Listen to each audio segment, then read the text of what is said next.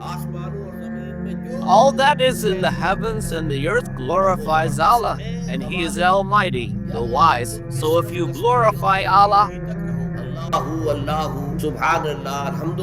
as your constant devotional practice, then remember, the minerals, the plants, all of nature already does this. So what makes you different? Even the angels are doing this more perfectly than you. You were created, and you were granted a vice regency, Khilafah of the earth, that comes with a far greater responsibility. Understand these responsibilities. Yes, Tasbih and Tamid are essential, and you must do them. But there is something beyond that, and the Qur'an warns in a very clear, reproachful tone.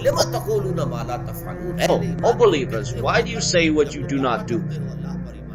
If you claim faith in Allah, then fulfill its demands.